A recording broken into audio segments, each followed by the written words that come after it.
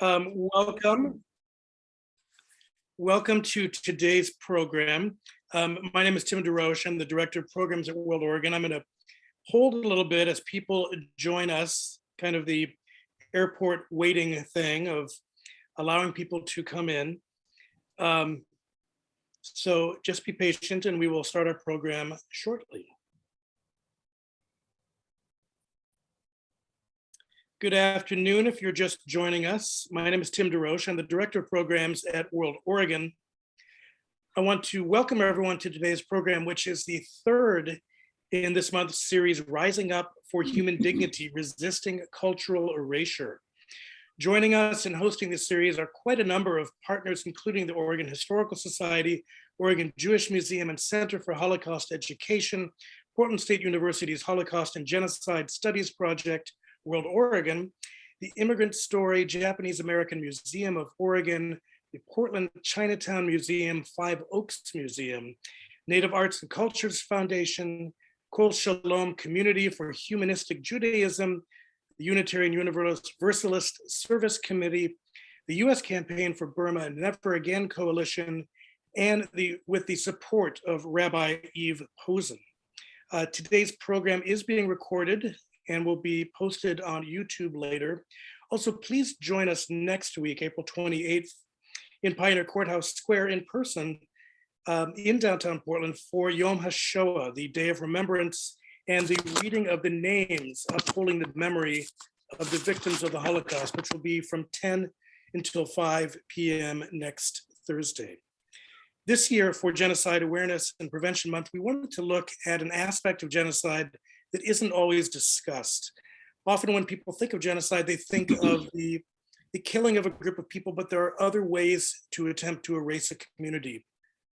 One of those ways is through the destruction of a community's culture. The purpose of this series is to examine attempts at cultural erasure and the ways that communities have resisted and continue to resist these attempts. As we think about the number of attempts of cultural erasure throughout history, and particularly today, as we turn our attention to the region we live in, we know we must start by acknowledging that we are guests on the stolen land we stand on. We pay respect and honor the work of Indigenous nations, leaders, and families, and their knowledge, creativity, resilience, and resistance in the face of attempted erasure.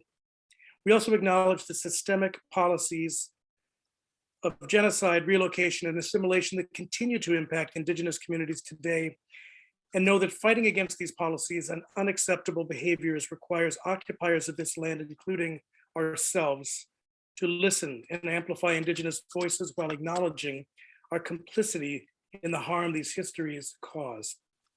We hope that this series and today's conversation will spark future conversations and further learning that will lead to informed action and play a role in fostering a culture of respect, truth, and accountability in our communities, one that encourages cultures to not just survive, but to truly thrive.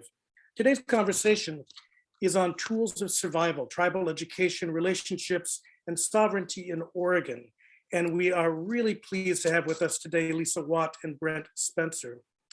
Lisa Watt is the director of the Indigenous Leadership Program at EcoTrust and is responsible for the Indigenous Leadership Initiatives and works closely with staff to identify areas where EcoTrust can be most helpful to Native communities throughout the region on a wide range of initiatives. Prior to EcoTrust, Lisa worked in the museum field for over 30 years, the last 18 as an independent consultant. She is a citizen of the Seneca Nation from the Allegheny Reservation in Western New York State and has lived in Oregon for 30 years.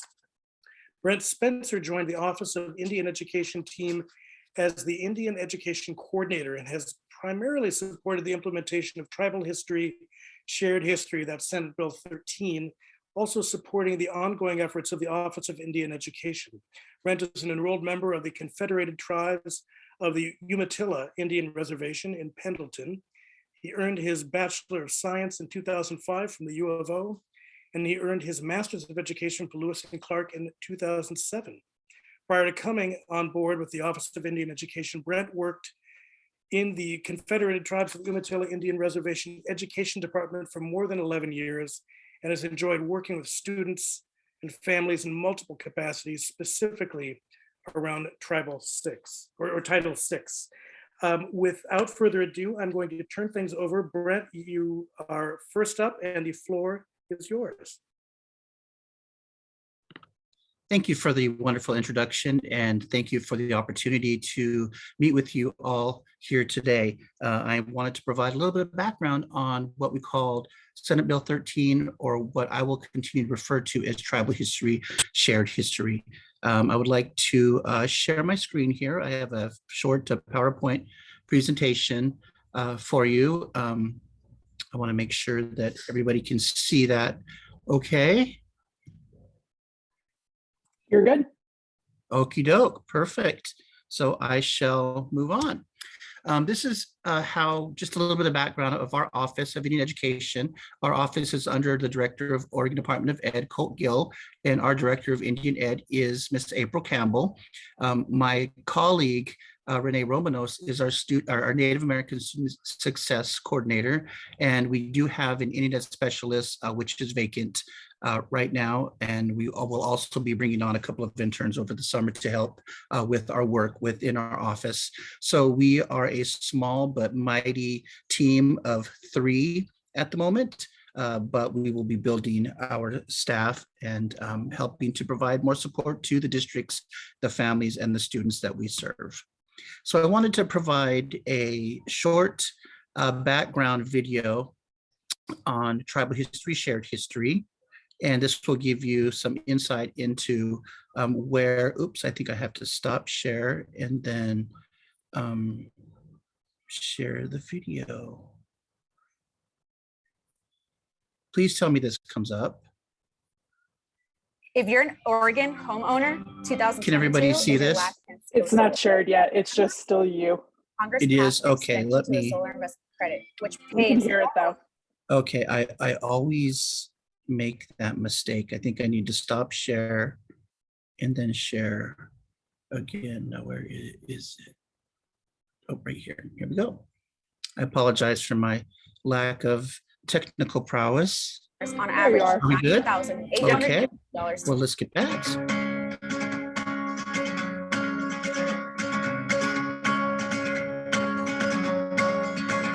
Last year, the state's tribal and education leaders worked together to pass Senate Bill 13, Tribal History, Shared History. This monumental legislation requires that Oregon produce and share essential understandings of Oregon Indians, and then use this information to develop a statewide curriculum relating to the Native American experience in Oregon, including tribal history, sovereignty, culture, treaty rights, government, socioeconomic experiences, and current events. This curriculum will include 45 lesson plans across grades 4, 8, and 10 in English language arts, math, science, social studies, and health. Yet Senate Bill 13 is about so much more. It's an invitation and an opportunity to teach the rich history of our land and its people, and to pair the strengths of our education system, teachers and students, with the new knowledge and content the curriculum will establish. I'm excited about SB 13 because Native American history is U.S. history. Native American influence is often minimized or completely left out. My textbook that we use at my school calls Pocahontas a curious and willing prisoner. And I can't in good consciousness continue perpetuating those myths and stories, and really culturally disrespectful. I'm excited because I feel like there isn't a relationship between Native people and the education system. And with this bill being passed and being implemented in school, I feel like this is the gateway to building that relationship. My son so far in his education has had a really positive experience with Title VI and Indian education. That has had a really positive impact on him, just to have his identity validated and reflected in school. There's a lot of potential impacts in my classroom. The first for my Native American students, they could go their entire academic career and never learn positive things about their people. They could only see negative stereotypes. The second impact would be for my non-Native students. They need to see the positive examples so that they're not perpetuating these myths and stories as well.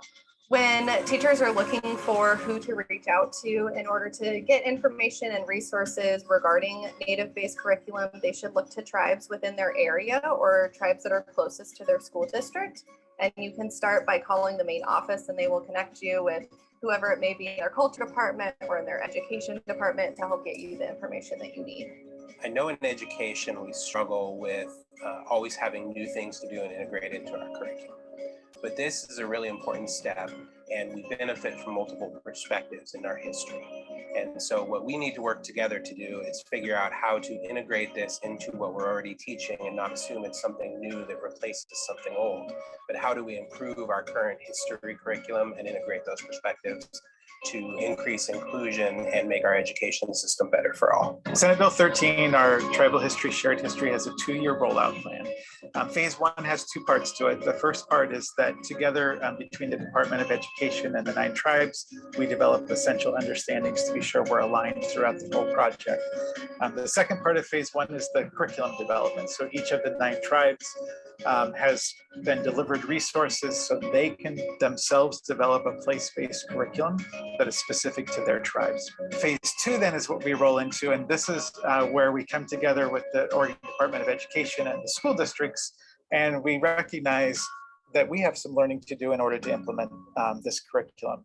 And the third phase is when teachers go to work in the classroom, they have the background knowledge and they have this new curriculum that's been developed by the tribes, and they begin to work directly with our students.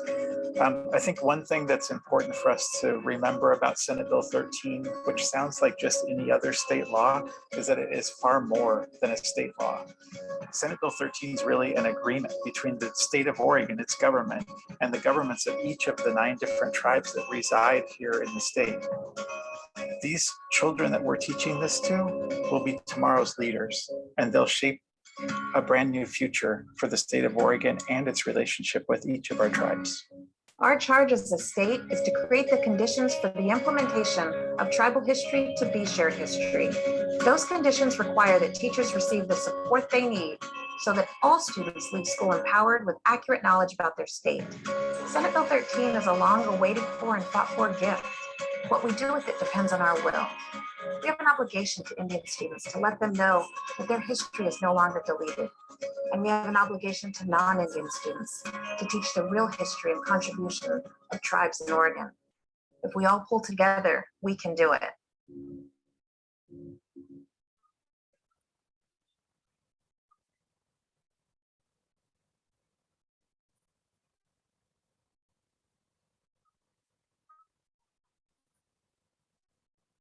So that was a little bit of background of the development of tribal history, shared history, starting with the lesson plans or the essential understandings. Now, what are the essential understandings that were mentioned in the video?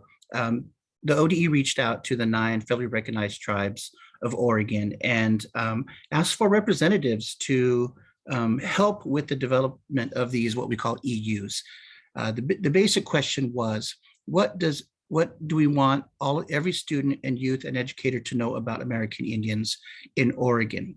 And from that group, which I was very honored to be a part of, we established these 9 EUs, and you can see them here. They're broken down into history, identity, language, genocide, federal policy and laws, treaties with the United States, lifeways, tribal government, sovereignty, and since time immemorial. And the lesson plans that were developed by the Oregon Department of Education are all centered around these EUs. Now, why is that important? Because if we're going to develop lessons to be implemented in our schools in Oregon, to be delivered to our students, they need to be embedded in the tribe's history. They also need to be aligned to the state standards and also provide the assessment tools as well as flexibility, provide the pre and post evaluation. And since these are mandated, we need to ensure that they're going to be supported by educators for the benefit of teaching the tribal history of all of our 9 federally recognized tribes. We currently have lesson plans for 4th, 8th, and 10th. We have 9th grade lessons that are coming in line, and they have lessons for the 5 content areas that include English language arts, science, social studies, math, and physical education and health. And I've included in this slide the link that will go directly to the Senate Bill 13 website, where you can access these lessons, take a look at them, as well as get some background information about the lessons. There are also some professional development that we provide. There's a link to what we call the Educator Toolkit, and that includes a whole slew of information that will help educators. It identifies the language in the Senate bill. It also provides tips on how to incorporate these lessons into your existing curriculum. And it also includes what are called the critical orientations of Indigenous curriculum frames that were developed by Dr. Leilani Sabzalian from the University of Oregon. And they include place, presence, perseverance, political nationhood, power, and partnerships. Now, this information helps educators get a better grasp of the lessons. We also do provide these web-based offerings or interactive modules on the 6 Ps as well as the essential understandings. And we also provide modules 1 through 5. And each of these modules are self-guided. You can log on to our website, get access to the passkey, and then begin the modules. These are really important because they provide a background and the cultural framework within the lessons. It gives discussions about history. It talks about traditions. It talks about the importance of language. It talks about tribal ceremony. It talks about some of the cultural practices. And these are very, very valuable because when we talk about cultural erasure, we think about how do we develop lesson plans that our tribal students can connect to. And for those of you educators out there, we know that when students connect to the curriculum or the lesson plans, the better response we're going to get. And we're going to increase to better in-class performance when the students can actually connect to the lessons. And there's no better way to do that when the students see themselves in the lesson plans or when they recognize the delivery, when we start looking at culturally responsive pedagogies for our educators. So we also did have the tribal resources. So we basically have 2 lessons, or I guess 2 sources of lessons. We have the lesson plans that are mandated through Tribal History, Shared History, or Senate Bill 13, but we also have the place-based lesson plans that have been provided or that are going to be provided by each of the 9 federally recognized tribes of Oregon. Our office has made $200,000 available to each of the tribe to develop their place-based tribal curriculum. We don't have any oversight on the content that they wish to share because that's the ODE recognizing the tribe's sovereignty status within the state. So we have included some of the lessons. We don't have them on our website just yet. Each of the different tribes are in different, I guess, there are different statuses of how they're developing the lessons. Some have their lessons already ready to roll. Some are still in the process of creating those. And we're hoping to have lessons K through 12. The Office of Indian Education is currently seeking a outside consultant to develop the remaining lessons. So we'll have K through 12. And we've also continued to work with the tribes for their future grades and their lessons. So for those of you who are not very familiar with the state of Oregon, and we've referenced the 9 tribes of Oregon, these are the 9 tribes: the Burns Paiute tribe, the Coquel Indian tribe, the Cow Creek Band of Umpqua Tribe of Indians, the Confederated Tribes of the Coos, Lower Umpqua Sayusla Indians, Confederated Tribes of the Grand Ronde Community, the Klamath Tribes, Confederated Tribes of the Siletz Indians, the Confederated Tribes of the Umatilla Indian Reservation, and the Confederated Tribes of Warm Springs Reservation. If you'll notice, you'll see that there are confederated tribes. And what does that mean? Essentially, what that means is there are a number of bands that are included underneath these tribes. For example, my tribe, the Confederated Tribes of the Umatilla, includes the Cayuse, the Umatilla, and the Walla Walla. So we have 3 bands within this tribe, living within the boundaries of that reservation.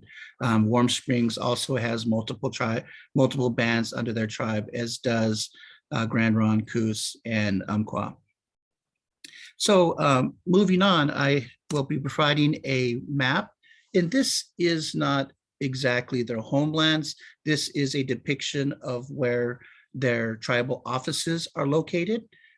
So you'll see mine in Eastern Oregon, near Pendleton, Oregon, Warm Springs here in Central Oregon, Burns Paiute as we go further down into Oregon. We've also included the Fort McDermott Paiute tribe. Although they're not a tribe of Oregon, they are a tribe of Nevada, and they do have homelands that extend in the lower parts of Oregon. So I've included this for your reference. And I also will state that I will provide the slide deck so that can be distributed to you, because in these slides, I've included, some resources, that will link to our office websites or other resources for your viewing. So what are the next steps? I've stated that we're working on K, first, second, third, fifth, seventh, and 11th grades. So we'll have K through 12. We're also going to be building additional resources for our educator toolkit for those who are interested, as well as for our educators. We're also going to be providing pre and post assessment for districts as they implement these lessons. So here is our tribal history, shared history website. So you can link that for your reference after this. And, as I wrap this up, I just want to say, why is this so important? A lot of, I guess, a lot of thoughts around tribal communities are shaped by the media. They're shaped by innuendo, hearsay, movies, television. If you want to look at the tribe's history, then take a look at these lesson plans, reach out to your local reservations or your local tribes and seek those resources. And we want this to be a part of history because, as we said, tribal history is Oregon history. If you have any further questions, I will provide my email, and if you would like to reach out to me to discuss any of this further, I always keep my door open. We welcome questions from the community, from educators. We want to strengthen these lessons. We want them to benefit our students, our families. We also want them to increase engagement between districts and tribes. And if we can help facilitate that on behalf of the Office of Indian Education for the ODE, then we certainly are willing to do so. So with that, I would conclude my presentation, and thank you for this opportunity to present.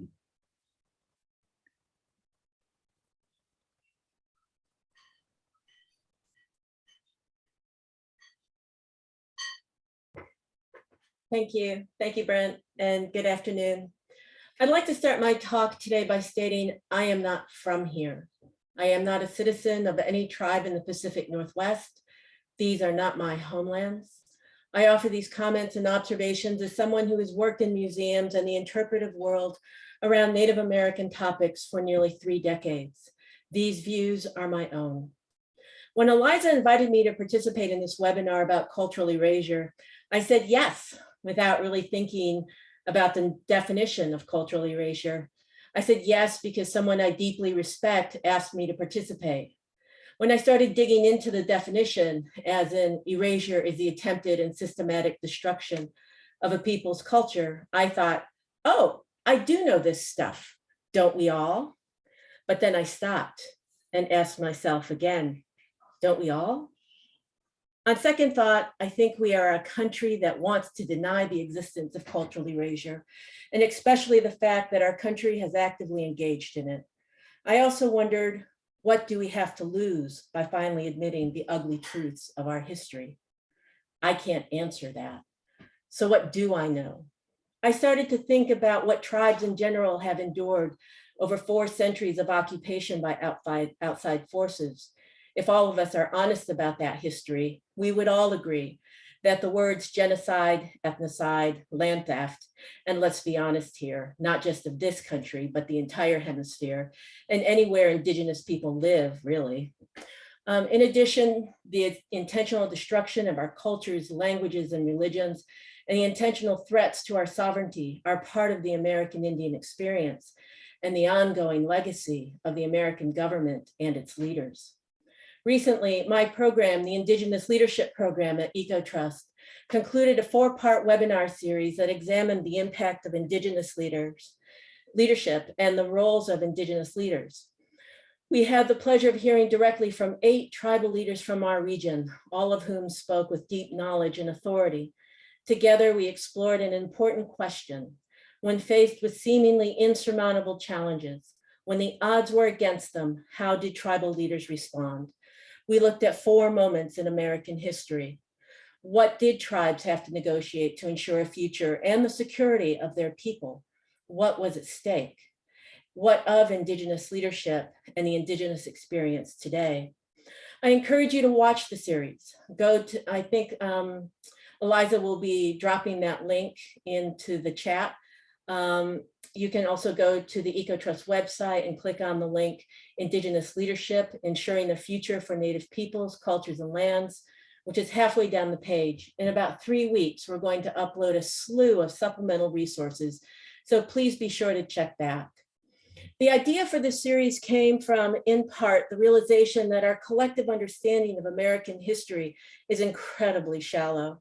Practically every person who's gone through this country's education system was or is taught one version of history, as in tribes gave up their lands by signing treaties, and then they moved to reservations. End of story. But we know that's not true. That's just the entry point. When you start peeling back the layers, you find the story is much more complicated and far more devastating than that. And you start to recognize that this country doesn't come out looking so good.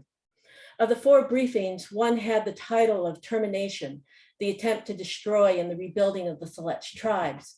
Now, many of you know that the Select tribes, along with 109 other tribes in this country, were terminated, meaning that the US government completely severed its trust responsibility to them and declared them no longer a sovereign tribal nation. That period between 1953 and 1968 was just one of the darkest, if not the darkest periods in Native American history. A good friend, when he read the title of that briefing, said, "A little dramatic, don't you think, Lise?" I replied, absolutely not.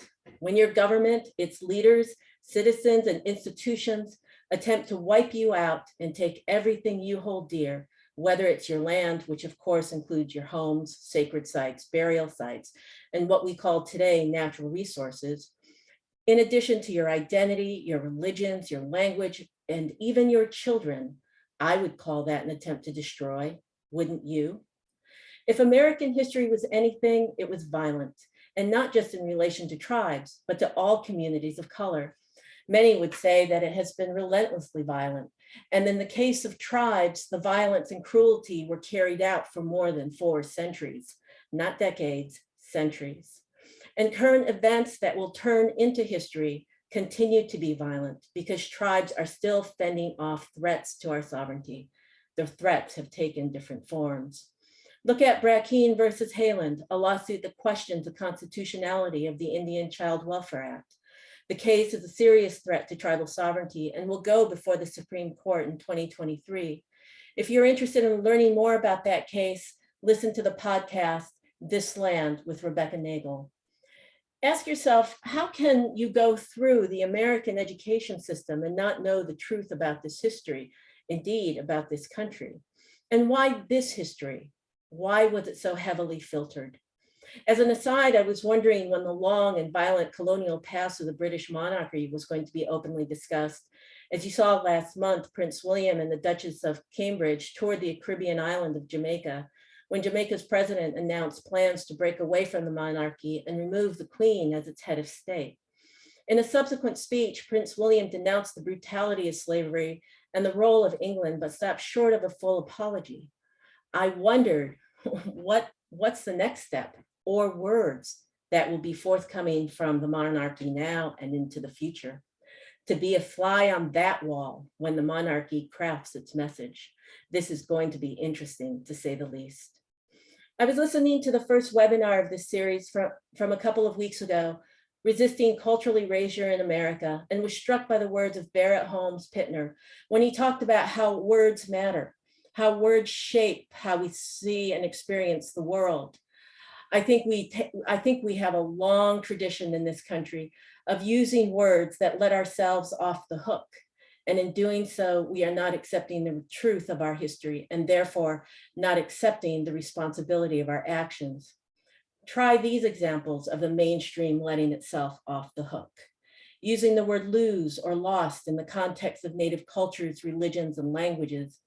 You'd be surprised how many writers, reporters, and others in the public sphere use the words lost or lose in relation to tribes. You don't lose a language. Our languages were systematically taken from us by the federal government and churches.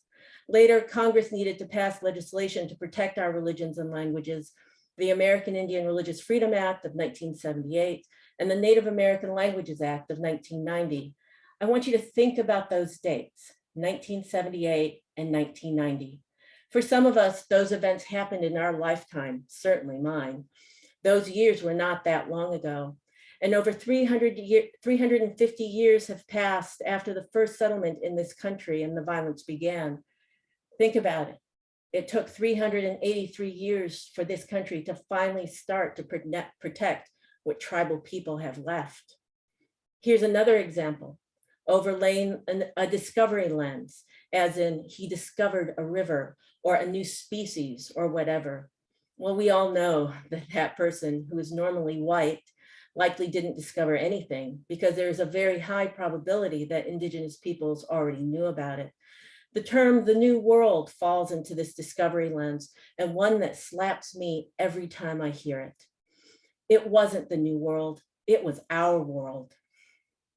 All of it, every inch of it.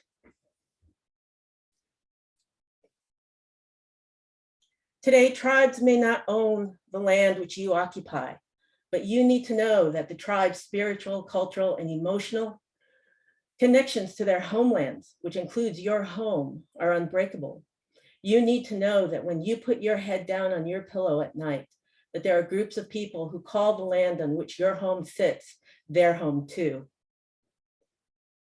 So when I look at everything the tribe has survived, I ask myself, what do tribes and tribal leaders attribute to our survival to?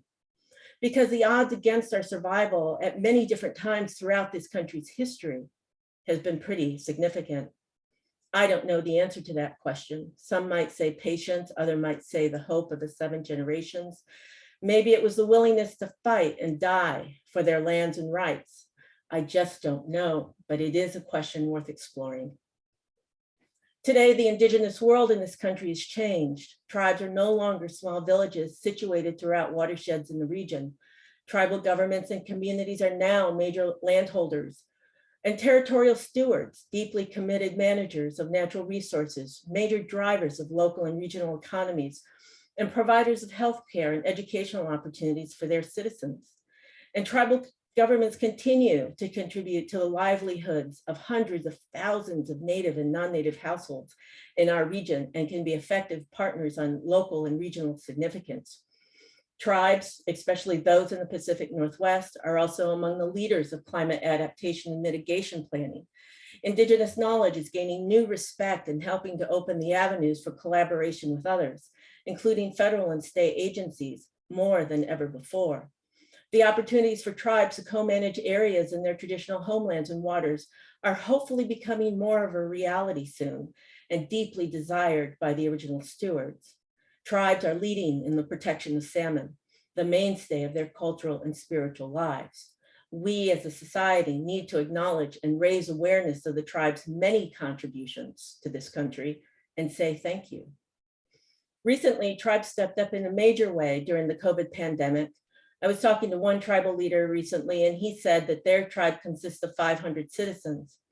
They made sure everyone who was eligible got their jab, and then they vaccinated everyone else around them for 20,000 vaccinations in total. The tribes took care of not only their families, but they took care of the families that lived around them. That scene, that generosity played out all across this country. Just say thank you. But after stating all of that, it begs the question, are tribes thriving? I don't want to leave the impression everything is perfect. For generations, tribes have occupied the bottom rung of every economic, employment, health, and education indicator in this country. We are still near the bottom in many areas, and tribes continue to struggle in some corners due to the lack of resources, opportunities, and broken federal promises or refusal to fund tribes at appropriate levels for infrastructure, self-governance, housing, education, health, and economic development needs, promises that were made in exchange for tribal land. In 2018, a report issued by the US Commission on Civil Rights entitled Broken Promises, Continued Federal Funding Shortfall for Native Americans. The commission documented this country's failure to honor its trust responsibilities. Think about that, 2018. And in fact, has backslid since 2013, the date of the last progress report. Much more needs to be done. Promises still need to be kept. Sure, tribes are in a better position than they were 40 years ago. What is exciting for tribes now are the new relationships where none may have existed in the past. Organizations are clamoring to work with tribes. It's as if everyone is just discovering them. We have a new administration that respects tribal sovereignty and has directed federal agencies to consult with tribes on multiple issues. Tribes are invited to the table finally, and they have a lot to say. That's at the federal level. At the state level, Oregon and Washington, as many of you know, are far ahead of nearly every state in their relationships with the tribes. In 2001, Oregon was the first state in the country to pass a state tribal government-to-government relations law, created first as an executive order in 1996 by then Governor John Kitzhaber. The order became law as SB 770, which established the framework for communication and cooperation between state agencies and tribes. Washington State has a similar law. These are important steps. Surely these states, are better off with laws like these in place. While this is a new and exciting day for tribes, we need to be honest.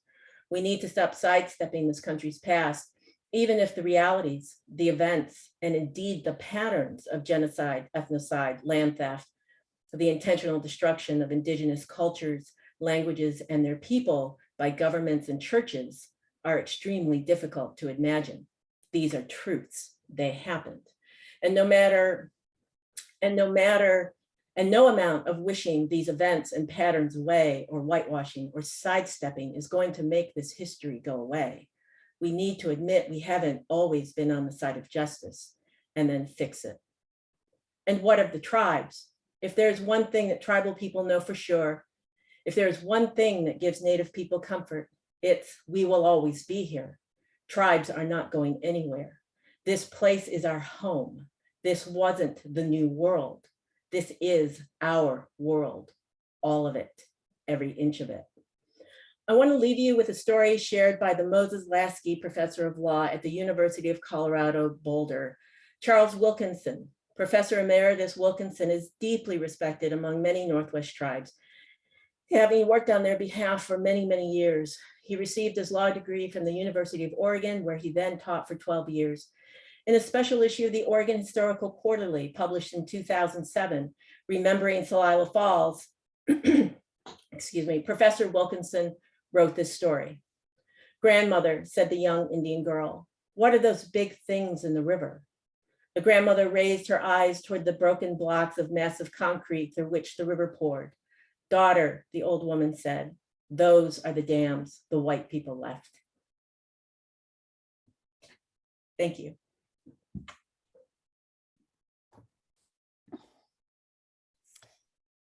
Thank you so much, Brent and Lisa.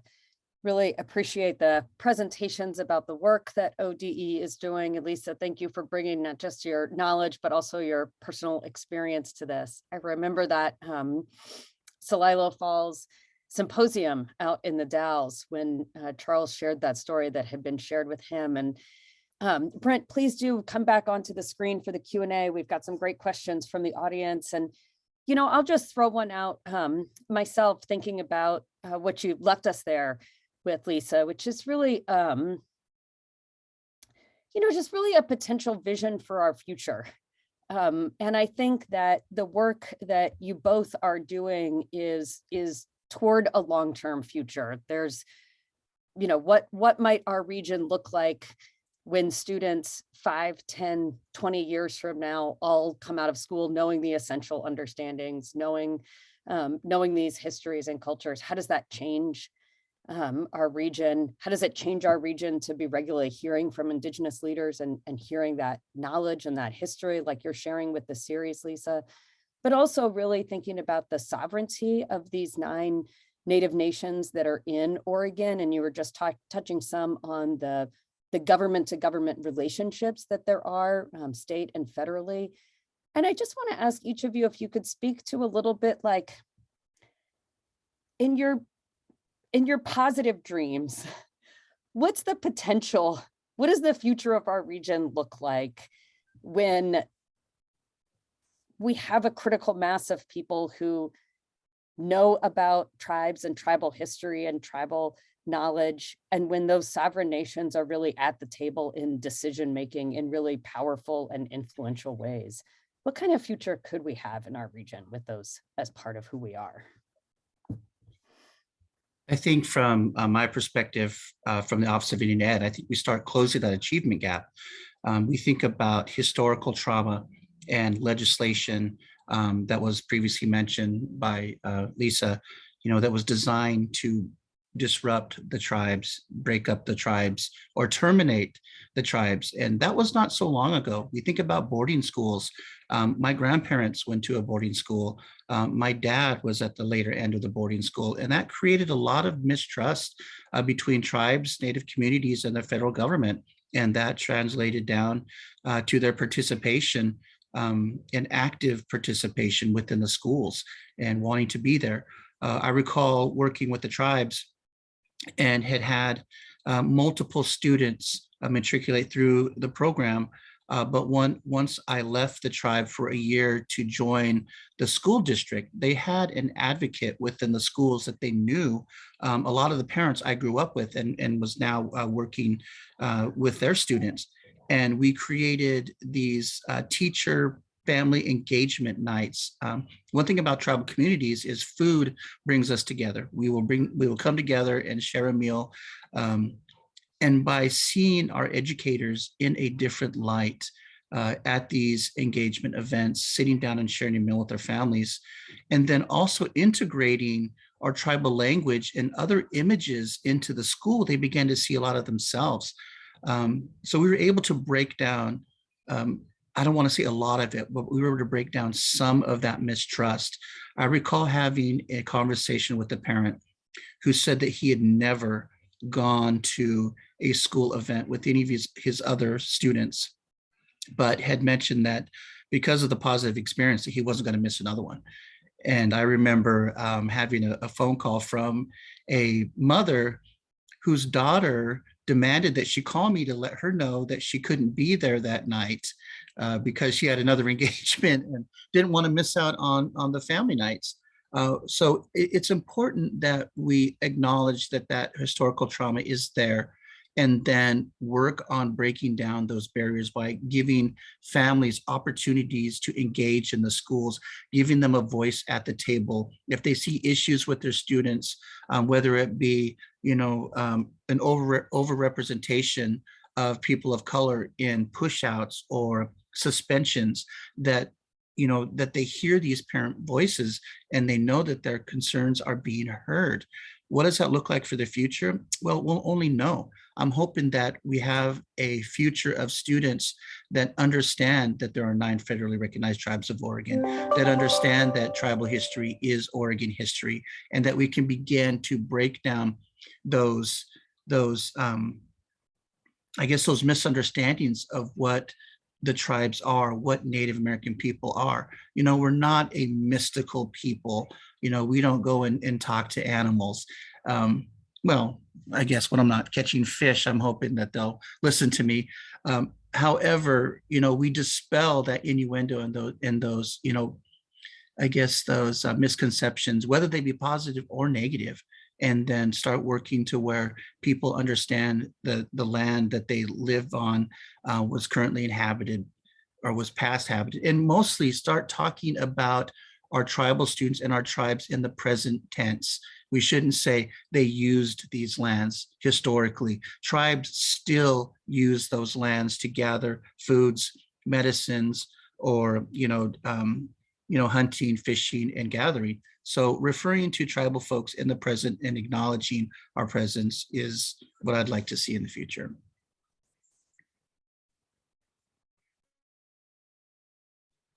I think that's a really wonderful question, Eliza. And I started like making a list in my head. And some of the things I saw was that our cultures would be strong. Sovereignty would be strengthened, and tribal leaders and tribes would no longer have to fight to protect it. Our languages would be revived and spoken throughout our communities and throughout our society. Salmon would be saved, orcas would be saved, assimilation would be stemmed. Indigenous values would be at the center of our society, this importance of collective well-being and taking care of the group and not this individual, this priority on individual experiences. I think that's just very, very destructive. Oren Lyons calls it the value change for survival. There's a YouTube video that you can check out, Oren Lyons, O-R-E-N, Lyons. And he talks about that value change for survival. The idea that for us to survive, that we need to shift our values and the way that we interact and view the world.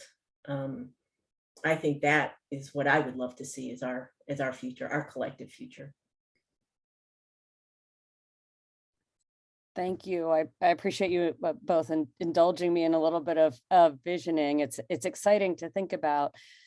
There's a question from one of the audience members about the existence of the off-reservation boarding school in Oregon at Forest Grove, the Chimawa school. And the question is, how does the state program intend to address that existence? And so I don't know, Brent, if you want to speak to that a little bit, and then, Lisa, if there's anything on that history or relationships with Chimawa currently that you want to speak to, we'd welcome that as well.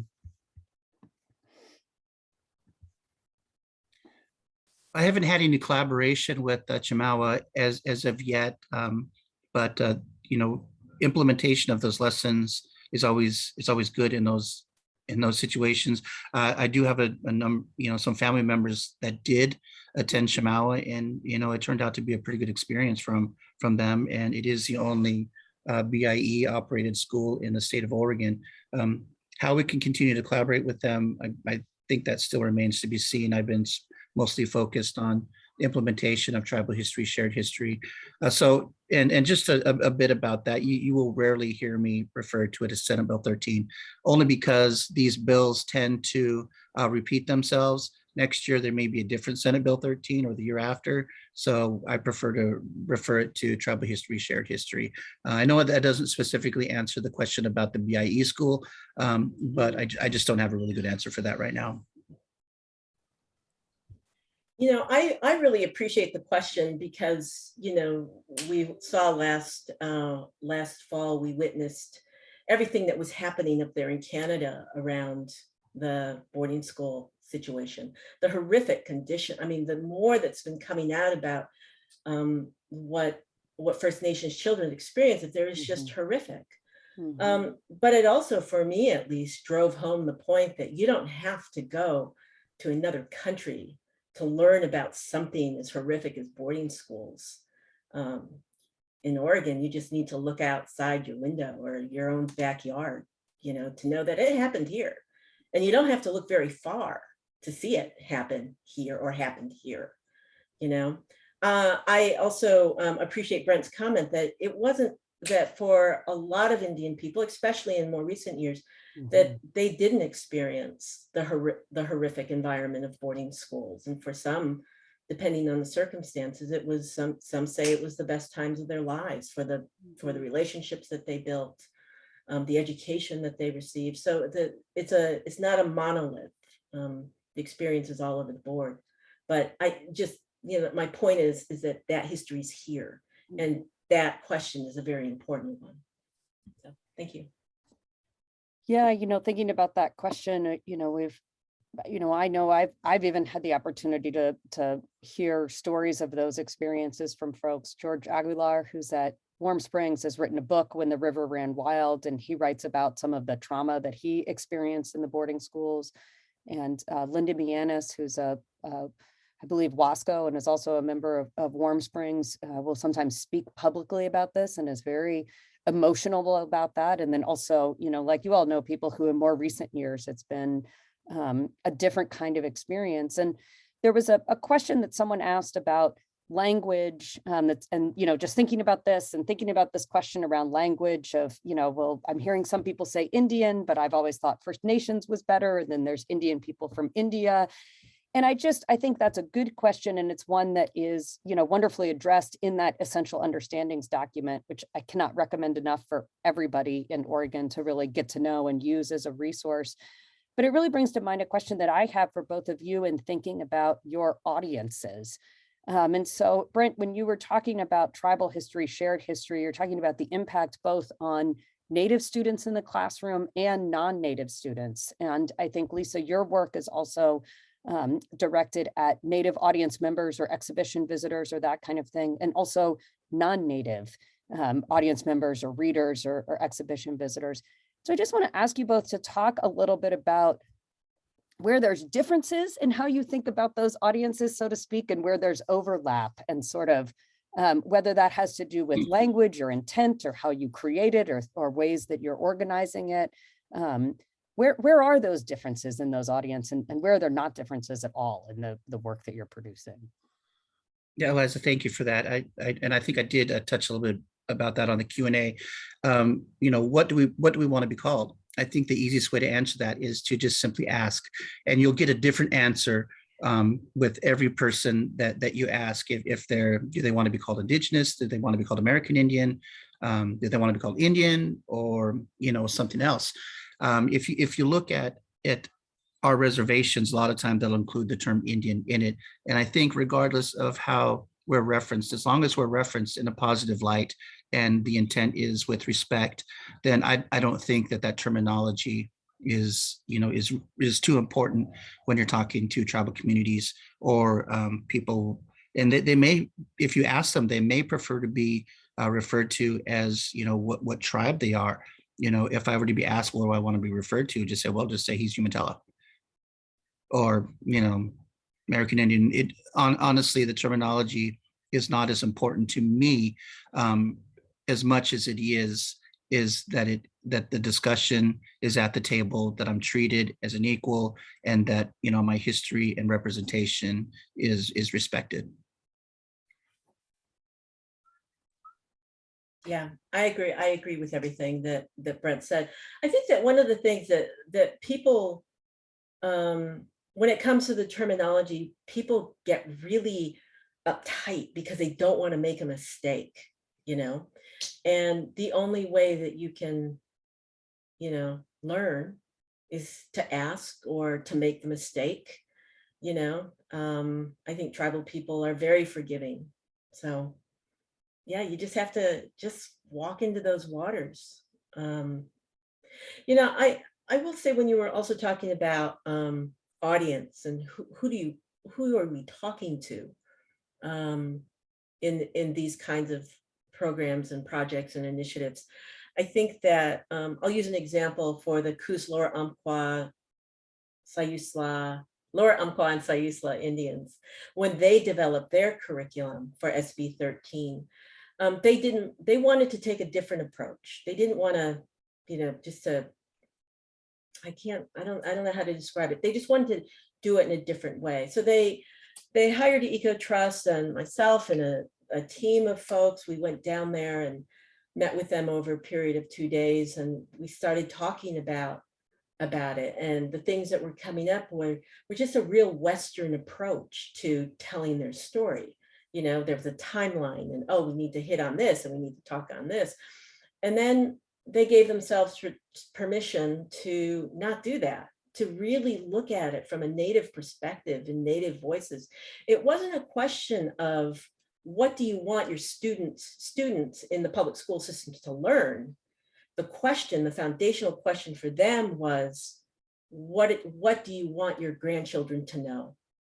And that's a very different perspective. Those are very different words. And so when that became the focus, they found their direction very quickly and easily. And I think it's a beautiful project there. That what they created for SB 13 is a story map called Abundance. And you can go on the Klutzi website and look it up. The amount of love and care that went into that, it was just beautiful to see. And they're constantly changing it, updating it, and the fact that it wasn't created by 4 people sitting in a room. No, they had to start somewhere, and then it had to go to the culture committee, and then a natural resources committee, and the education. There's multi-level approvals that they had to get. So coming out the other end is really a message from the entire tribe and not just a small group of folks. So that sounds amazing. I look forward to looking up that story map. And I think that that perspective shift is, it's such a valuable and it's such a challenging thing for those of us who are from dominant culture to really try and learn how to do. But the opportunities we have here in Oregon are really huge, I think, to listen and learn and read.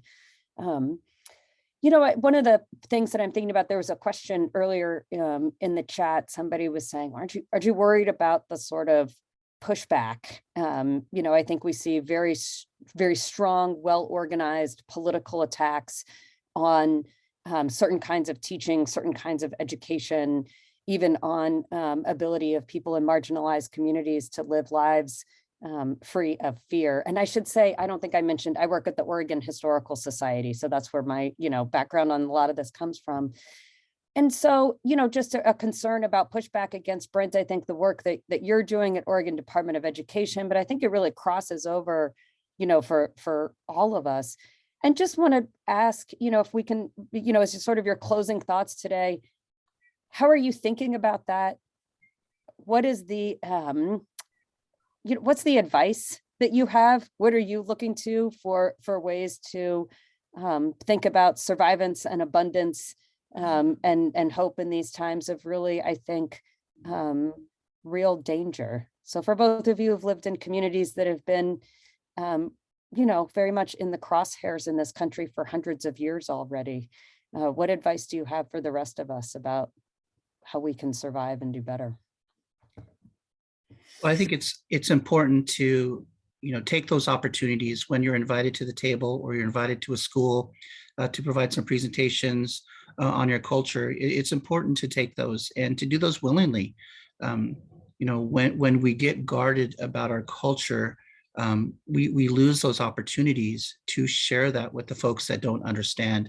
When I provided this presentation in smaller forums, I've tried to do it as a discussion and provide a safe place for those to ask those questions they've always wanted to ask, but we're too afraid. We talk about making mistakes. We want these lesson plans. We want tribal history, shared history to be delivered to the state, but to also do so, with confidence and fidelity. And the way that we can do that is by sharing information, sharing our history, and educating the educators so they can share that with their students, and we can reach more people. And hopefully that creates more investigation, which is why the tribes are creating their place-based lesson plans so they can offer more about their rich history. We've often missed opportunities for tribes to contribute to our students, to our schools, and our history. And in order for us to move forward, we need to be open. We need to take those opportunities, to share that, like these forums or teacher meets or family nights or actual invitations to our ceremony so people can understand who we are. We're not a mystical group of people. We want to continue with our culture, but we also want that rich culture to be shared. So there have been opportunities for pushback around the state for tribal history, shared history, but for the most part, we've gotten a lot of positive feedback from curriculum developers, educators, administrators. So hopefully we continue that. Eliza, could you repeat the question again? I know that we're over, but so quickly. Tell us what to do. How do we survive? Is sort of my, no, I'm thinking about, we're just seeing these really extreme and increasing, attacks on communities around the country, and also attacks on really being honest about our nation's history, right? And these things are not unconnected. And so I'm saying, how do we survive those and continue doing the kinds of things that you all are modeling and presenting for us today? And so I think Brent's saying, like, pay attention and keep it up, really value it. So yeah. It's really funny that you say that, because when I was preparing my presentation and looking at some of the things that I was saying, granted, nothing is new, it's all been said before in different places, but we're at a moment right now. I was thinking, God, all it's going to take is one person to get bent out of shape, and I'm going to end up on Fox News tonight or later this week. And there was a real fear there. Well, not fear, but a concern. It's like, should I be saying some of this stuff or not? And I think that's a real damage. That causes real damage to our country. So how to move forward? I agree with everything that Brent said. And I just would like to see people to take action. It's not just one thing about learning about tribes. There's something on the other end. You need to do some things to support tribes. And I hope that your audience can find ways to do that. So. Thank you both so much for taking the time, the energy, the emotion, the knowledge that you've all shared with us today. We really appreciate it. I'm really grateful for all the many partners for this series about rising up for human dignity and surviving and maintaining cultures in the face of genocide. Oregon Jewish Museum and Center for Holocaust Education has really hosted us today, and we'll be processing this video and putting it up online. And I think Amber at OJMCHE has been tracking all these links and wonderful resources, so we'll make sure to share those out as well. Thank you very much for the call to action. Really encourage folks to learn those essential understandings, to always pay attention to what Native nations are lobbying for, are advocating for. Those are great things to know about for your own advocacy. And then, thank you, Lisa, for reminding us it's more than just learning. Do something with your learning as well. So we all have those opportunities. We will look forward to seeing you all at the next event. Next Thursday is Yom HaShoah. There'll be the reading of the names in Pioneer Courthouse Square. Highly recommended to go and spend some time at that event. And with gratitude for everyone, we will sign off for the day and see you at the next inspiring event. Thank you all very much. Have a good afternoon.